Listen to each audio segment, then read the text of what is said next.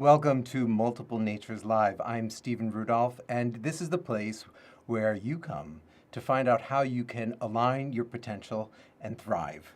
And on our show, I have a great guest for you today. He is a dear friend and an incredible human being who is Dr. Brian Heller.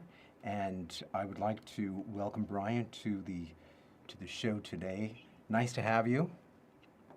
Great to be here, Steve. And just a little bit about Brian. Apart from being a chiropractor, well, let me first start with that. He has an illustrious career as a chiropractor. For the last 28 years, he has done more than 500,000 adjustments to spines, like 500,000 spines that he's adjusted. And this is for people who are professional athletes, Broadway dancers, choreographers, police officers, mommies, kids, and even clergy members. So he is out there helping also get people aligned. Like, this is the place you come for alignment. Brian is out there helping people's spines get aligned, and I'm totally appreciative of the amazing work that you're doing out there to help the world stay aligned, even physically. And some things about Brian that you should know. He's more than just a chiropractor. His background also is in the development of medical devices. He's an inventor. He's somebody who's invented, in fact, two key products. One of them is called Kick Acid. It's a device which reduces acidity. And in addition, he's got something called BackTack that he's created, which is a support device for law enforcement to keep their posture correct and their backs intact. So he's doing quite a bit on that front, also as an entrepreneur. And lastly, he's an artist. His ability in working with three dimensions, whether it's getting the spine aligned or creating these devices out of three-dimensional creations, also 3D art. And I've seen the incredible things that he's designed over the years. On top of that, he's a dear friend who I know for the last nearly 20 years. And so it's really my great pleasure to have you, Brian. Thanks for coming. Thank you. How do I follow that? You follow that by digging in a little bit deeper and giving us a little bit more of an insight about you. How you're really somebody who's multidimensional, and you're somebody who's got, as I like to say, lots of big tigers.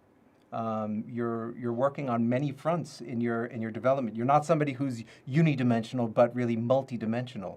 And so what I'm really curious is how you manage all that, how you manage to keep all of those big tigers afloat.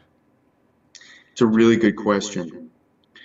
I could honestly say that the majority of what I do that I'm good at, and that just feels like breathing to me, is essentially art. So whoever that 20-year-old was that decided that I'm going to be a chiropractor was onto something way back when. Not sitting in front of a desk, applying an art. Obviously, there's major technical aspects to the science and philosophy of chiropractic. Actually, the science of chiropractic, the philosophy, I actually consider an art as well. Speaking with people, being on Instagram these days, and speaking of the concepts that I've been applying all these years, and the physical art of knowing where somebody needs help. There are forces that are applied to the body throughout our lives, creating imbalance, and I apply forces to counteract that, to correct that. And I consider it all art. But there's many areas of art that I cannot help but to embark in. I mean, I'm just like, it bubbles from me, and I can't deny it. I And really I'm proud. I really like how you manage to tie these things, which seem disparate. It's like, okay, there's someone who's a Sure. chiropractor. He's also got a company, and he's creating things, and he also does art.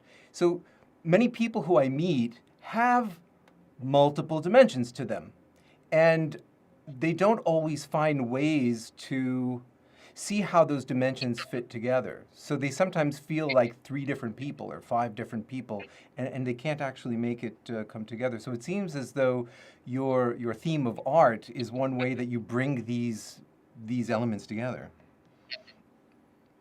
100%. I mean, a lot of what I do in, the spawning of things that have never existed before are just me and the thing, me and tools, me and materials. But applying the art within chiropractic is me with people, and it's a really good balance actually.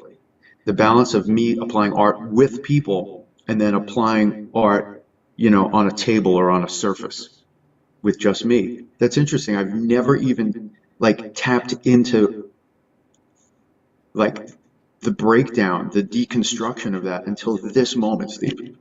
I Well, mean, that's that's that's great. that's Well, wild, well, this actually. is the place where we come for aha moments, because Well, I have the first one, 5 minutes in. because if this were canned, then it would be totally boring, and I wouldn't want to do this. That's why I really like to go for. Well, I want to go a little bit deeper with this, which is, do you think, when we talk about artists, right? When we talk about artists, people tend to, the first thing that we tend to think are like, painters, like Picasso or something like that. Those are artists. Then we might extend it to musical art, right, or some other arts, let's just say. You see yourself as an artist in these different dimensions. Your chiropractic and the tools that you create. Do you think it's limited just to artists, or do you think that artistry is something that could even go beyond? Like, is everybody an artist in their own way? I don't know. What do you think?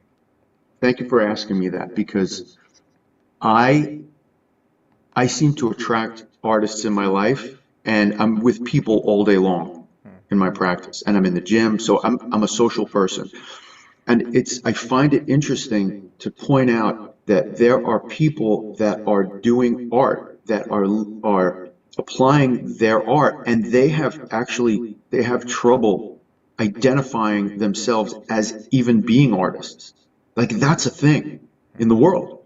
And I'm amazed at that because I have always considered myself an artist, whether I'm good or not. You know what I mean? Like it's possibly because I'm not doing it as a profession. Well, I'm starting a profession, but it's not like, hey, look at my gallery. And then I'm looking at the expressions of people and if they like it or not, I'm super attached to their opinion. But man, I find solace in that I really identify at my core at being an artist.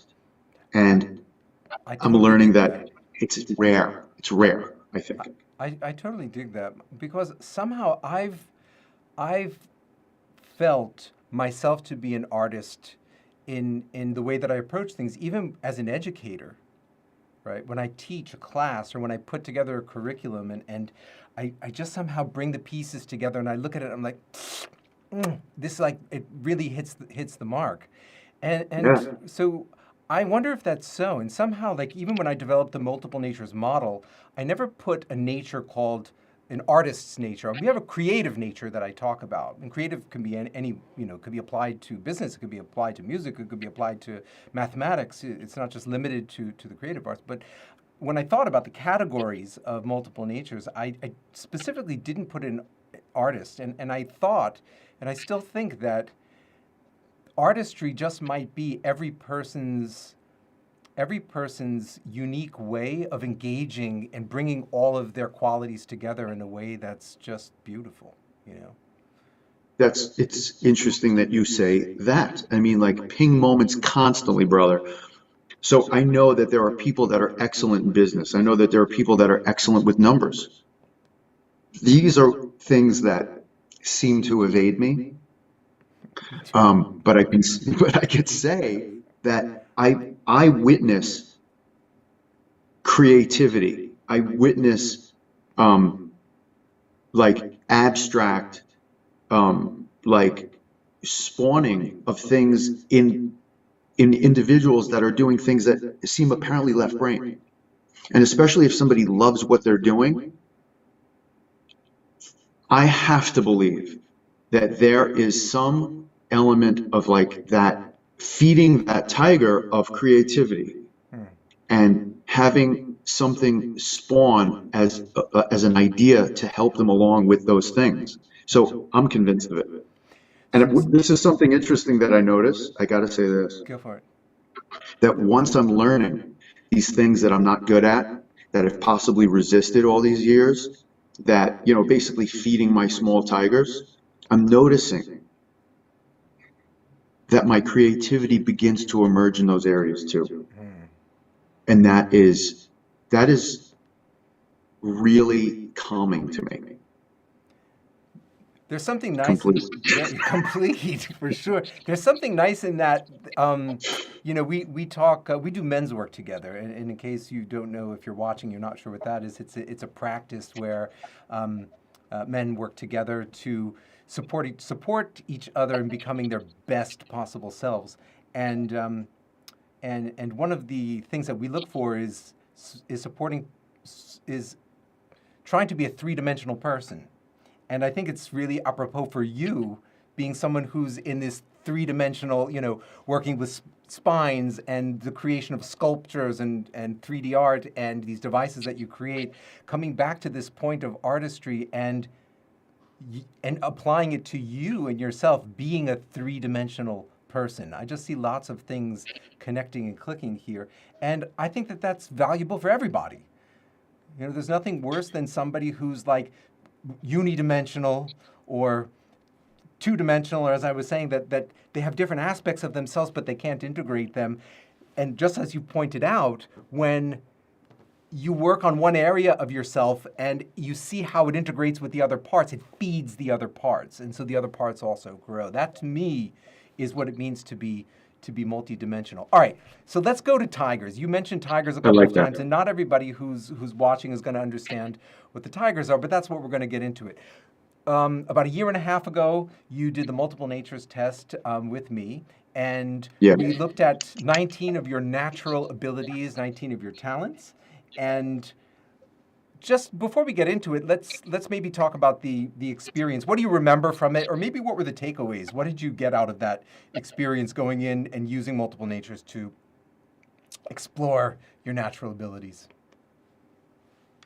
Okay. So You I don't have like to to worry think, about getting all things right, or if you made a mistake here and there, don't worry about that stuff. It's okay. oh, absolutely. No, I like to think and take pride that I've done work on myself all these years, though it may not be obvious as we all speak now. Um, I can say that, oh, I'm hearing a little echo, but that's okay. Um, I could say that some of the tools that you've incorporated, um, called a smoke break, actually not necessarily having an hour or two or three to spend on my art or my big tigers. The tiger bite, you mean? Tiger bite. Yeah. Instead of the smoke Just break, I call them tiger bites. So like a 20-minute tiger bite. break Right. that you can. So how did Right. what's that for you, and how did you incorporate that? Okay. So basically, instead of thinking that I have to just devote a day or half a day to working on something, I could spend 10 minutes.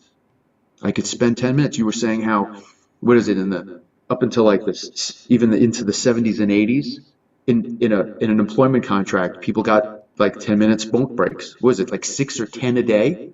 Like, what a waste of time, right? To smoke, right? But to take a 10-minute break and actually break something out and do a little art, play a couple of, chords on the guitar, it's invigorating. It really is nourishing. And I could say that I did this in school because of the studying that we had to do in the books and hitting the books. And I would just be pulled to my guitar over and over. And what I did notice also is that feeding the small tigers Hmm. actually enhanced my big tiger of creativity. I was always better on guitar. I had the knowledge of some song I was learning. I was nailing it quicker, more efficiently. The joy that I had was also tremendous. So this I learned being a student in graduate school. So things like that.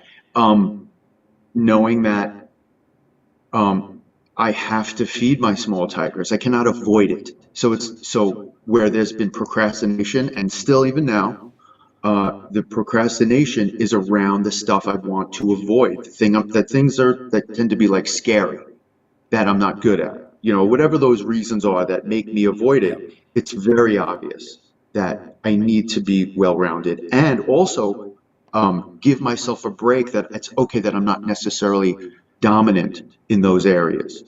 And so there's some forgiveness that I've Absolutely. incorporated, having done your test as well.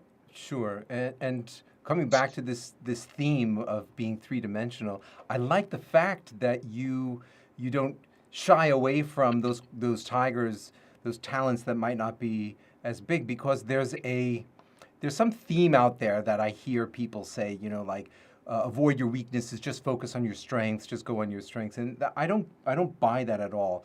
I see people have some qualities that are more expressed and some that are less expressed, and that all of them are worthy or deserving of giving some amount of time. And absolutely, when you exhaust some of the, you know what it's like. I remember years ago. You probably remember this also when. Football players started to do ballet. Do you remember that? I don't know. Maybe it was in the like late 70s or in the 80s, and it was like they weren't developing all of their muscles, or so they would get them to do other types of exercise. So it's like, I mean, you could find this in so many areas of life, like in the natural world, with certain trees that grow. It's not just like monocropping where a tree will simply grow, like say teak wood, which is so expensive. It requires other smaller plants around it that feed it certain nutrients. So what I want to say is that our talents don't exist in a vacuum. Our muscles don't exist in a vacuum. They're connected to lots of smaller, and you know this better than me, smaller ligaments and fascia and all stuff like that. So if we see ourselves as holistic beings, recognizing that some qualities are more pronounced than others, but still take care of all of them, then that's really a way for us to develop our full potential and our full capacity, as opposed to people saying that just work on your strengths, which is something I want to avoid. And so, oh wow, man, lots of juice coming out of out of our session today. You're even salivating right now. So so That's wait. my educative tiger just jumping out of its skin. Yeah, it's great. You're in the zone, brother. So am I. It's funny that you said that, because literally what we filmed yesterday was taking into consideration the muscles that we tend to neglect in the gym. They used to say when growing up in the Northeast, the Jew workout. I'm Jewish, so I could say that the Jew workout. It's like just chest and buys, just what looks good, just what looks aesthetic. No, you don't do that. You got to work everything. And I was talking specifically about the areas that we don't tend to focus on are the areas where we tend to get injured. And I literally filmed that yesterday. And then talking about crops. A friend of mine has he inherited a plantation in a farm in DR, and he was talking about plantains The and Dominican Republic. avocados. Yeah, in Dominican Republic, and he said that I hope I'm getting this right. So basically, the plantain plants are so dense that they give a canopy to the avocado trees that Yeah, need more shade, and so they're very often grown together. symbiotic. And so even though the plantains would be fine without the avocados, apparently the avocados won't be fine without the plantain. Mm, So, but yet it's still symbiotic. There's no yeah, parasitic thing yeah, going on there. But yeah, absolutely. I'm bubbling over with analogies.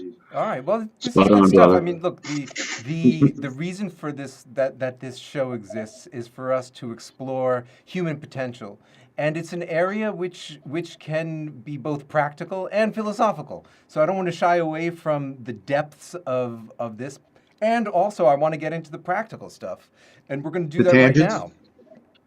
Yeah, we We're going could to. go. Yeah, I like our loose jam. So that was Appreciate it. definitely.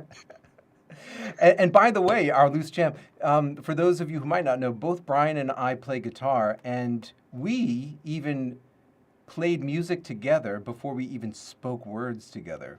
We met at a That's party, right. and I was playing guitar with a friend of mine, and Brian walked in with a guitar, It was this It guitar. was that It was guitar. this exact guitar. That is so amazing. And you walked into the room playing that guitar, and we started playing, I don't know, maybe for a half hour together. And then afterwards we talked, and I was like, wow, man, this guy's really cool.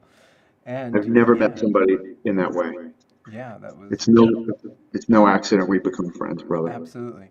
So, so going on, like I said, let's get to some practical stuff. And we're going to, I've got your multiple natures results, and I'm going to pull them up here. And I hope everybody's able to see that there. So this is, and let me see if I can just go in to make it a little bit bigger. That might work out well. There you go. And so what we're looking at right now is a graph of your tigers, Brian, and it looks a little like a Pac-Man. Um, and so these are your intelligences, or your, what we will call your abilities. This is Howard Gardner's model, and Gardner's from Harvard University, who introduced this concept in 1983. And what we can see off the bat is that you are high functioning on a lot of areas. So for instance, your dexterity, your fine bodily, is really high. Your gross bodily, that's your physicality, is also very well expressed. Highly naturalistic, connected to the environment, plants, animals. In fact, I know that you have some furry creatures running around your apartment there. I'm looking at him right now. Your intrapersonal is also, that's deep thinking, self-reflection, musical. I can also attest to that. Spatial visual and the graphic visual. These visuals here have everything to do, and this one especially, with the 3 dimensions.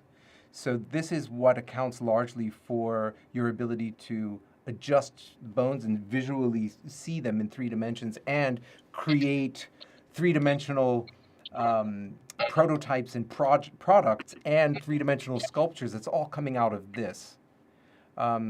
Linguistic is there. Logical is a little bit on the lower side. And the interpersonal, this means that you love to connect with people. So you can see that most of your qualities are really high firing. That means you have a lot of tigers to feed. And those tigers could be pulling you in multiple directions at the same time. So that can be a challenge for you, right? To be able to feed lots of big tigers. And they're different people. Some people might have 3 or 4 big tigers, so they only have to deal with feeding a few big ones. You have to feed lots of big ones. And if we take a look here on your nature side, we can see that, look at that creative and the healing and the entertaining, right? So what becomes interesting for me is to see an educative is also there, a little bit lower on the administrative.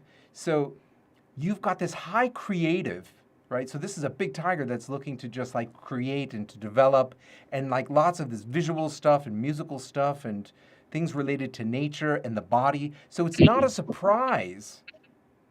You are not an enigma. I'm not saying you're not interesting. What I mean to say is that from the point of natures, I can understand why you do the things you do, because you have And to why I create. don't And do why the you don't. things I don't do. For example, we'll talk about that for a second. Come on, let's Yeah, step into it. What don't you do?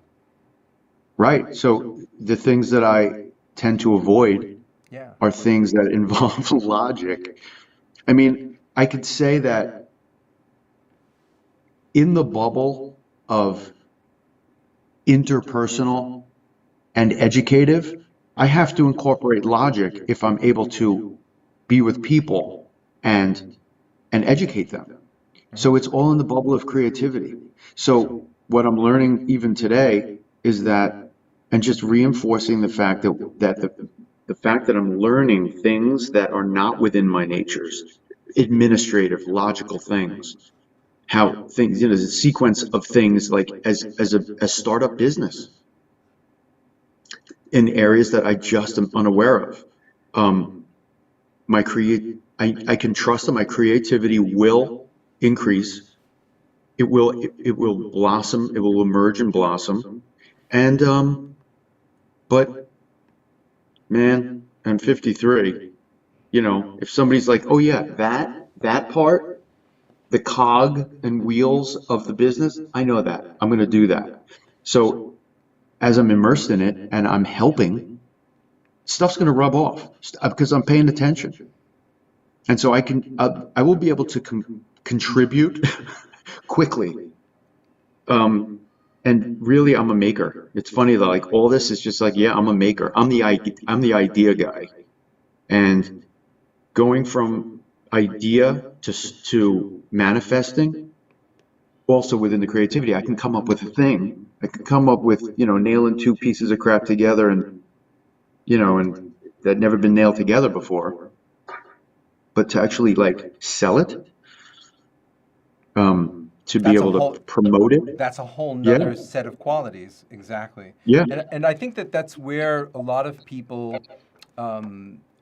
miss a very critical point, because like in your case, and there are many people like this, they've got certain qualities, in your case the creative and the healing, so you're creating devices to help people improve their health, right, with back tack and also with kick acid. And so that's coming out of the creative plus the healing, and you're putting those together. The visual is certainly there, plus the naturalistic, bodily. You're crafting and creating all of those things, and to then bring it out to the market is a totally different set of skills. That's where you need high logical, high administrative, and high entrepreneurial. right. And going through school, like in other words, going through school is all logic. Exactly. Learning the art is all logic. And so, because it was set in front of me and I didn't have to figure out the plan was there. Oh, here's my schedule. I got to go to room 302 with these books. For this, the name of the class is this. I just got to show up. And then I just received it. And it's like, okay, I got to study this book, these pages, so that I can pass that test on that day. It's all planned for me. So I was able to execute it. So there's, while I can procrastinate, I don't think I'm lazy. And while I like my downtime, I'm willing to work to appreciate that downtime. So, That's such a big point. What I see is that, especially for people who have a low administrative, it's not that people are necessarily lazy. It's that their interest lies somewhere, and their interest is largely triggered by by their natures. You know, what's really cool is I have a daughter who's 2.5, right? And I watch her go from thing to thing, and she'll only do whatever she's interested in, right? And this will be from, like, let's say she gets up from her afternoon nap at about like 2:30, 3 o'clock, and she can go till like 10, 10:30, and she'll go from one thing to the next, one thing to the next, but only what she's interested in. And even if she's not interested, I can't get her to be interested in it. So what I want to I'm say, really I'm like a 2-year-old. Honestly, I'm a friggin' 2-year-old. I have never evolved past 2 years old. Thank you for confirming that. Another aha moment today.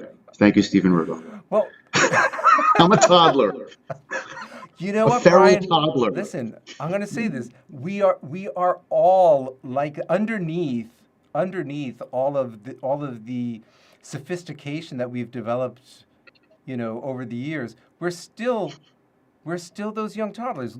What was that famous quote that Picasso said, right? It took me my entire life to learn how to paint like a child, to get Mm. rid of all of that judgment, to get rid of all of the conditioning that comes from, the social world, from parents, from society, and get back to our original nature, because our Wild. natures they develop, especially in the first 7 years. The first 7 years of birth, first 7 years of life, that's when myelination is happening in the brain, and that's when your neural pathways are developing. That's when your talents or your tigers develop. And it's only after age 7 when your prefrontal cortex really starts to develop, and your executive, administrative and executive systems develop in the brain, and all that conditioning starts to take place. So we get away from that. And what I'm trying to do is get people back to their natures, get people back to who they really are, and find ways to make the tigers work for them. So, Mm. so let's take a look, and maybe we can try to find for you some takeaways. What might you be able to? Let's get at this. What's a challenge that you're facing right now, and how might the understanding of tigers be able to, and your tigers specifically, be able to help you address this? That's a good question. What challenges am I facing right Let's now, pick and how one. can the Tigers help me face the challenge? Hmm. Well, by just thinking about anything that I'm avoiding and thinking of it as an art, thinking of it as my creativity will emerge, thinking of it as this is going to, I mean, I do think about these things when I get something done, especially when it's challenging. I come out of it and the sky is a little bluer and the trees are a little greener. And so I know that who I bring to the party is always going to be better, always going to be better.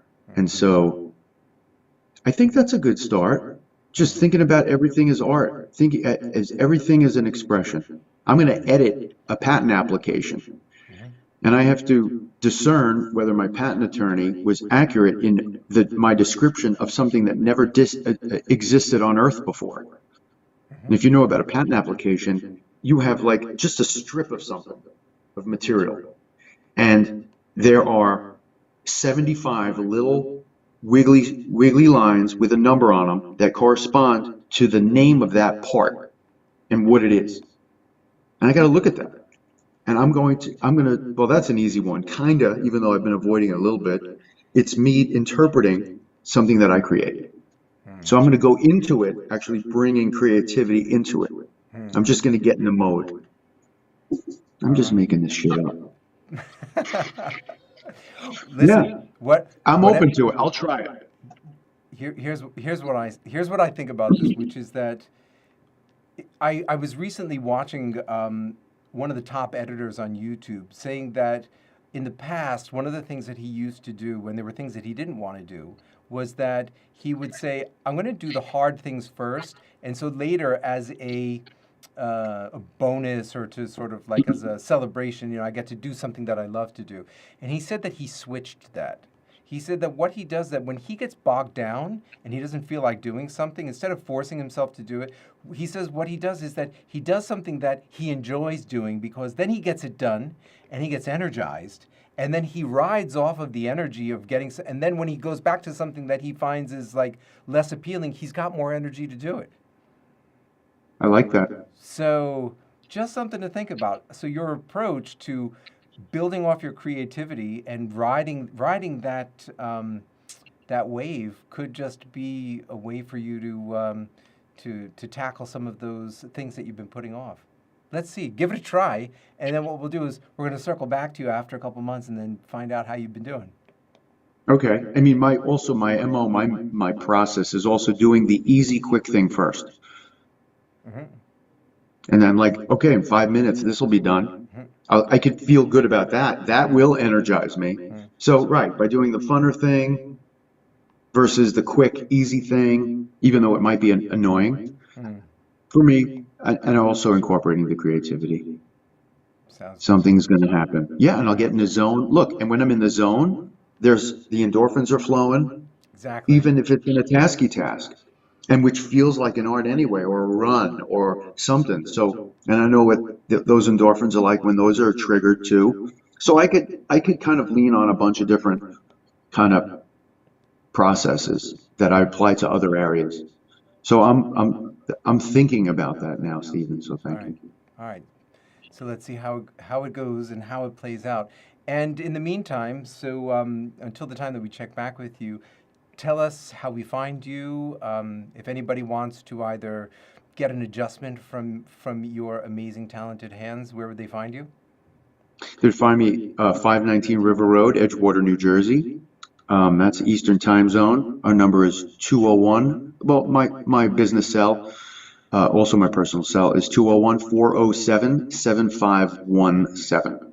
And you could reach us on Instagram. We've been posting a lot these days. It's Heller Wellness Edgewater. Heller Wellness Edgewater. Okay, and we'll put that in the show notes so you don't have to take all that data down. You could just go and you could do a click. People will be able to find you. And look forward to hearing more about BACTAC and about Kick Acid, and people, I'm sure, will be able to find out more about that from the links that we put, in case they want to. And who knows, maybe we can get some links to your artwork so people can also see some of the amazing creations. Oh, there's one right behind you. Nice. All right, Brian, I want to say Can't wait, Steve. Can't wait. Thank you so much. Thank you so much for being with us. And that brings us to the end of our show today. And I would like to thank you for tuning in and for being part of Multiple Natures Live, where if you would like to get yourself aligned and get your potential flowing where it needs to go, this is the place to come. And in case you would also like to find out how you would be able to take the Multiple Natures test and get your tigers aligned, this is the link that you can go to do that. And I have another link for you here, which is if you are a professional and you're interested in using multiple natures with people who you work with, we have a certified program that you can take, and then afterwards you can use the multiple natures test and succeed with that. And after that, I would say that brings us to the end of our show, and I look forward to seeing you the next time. Be sure to subscribe.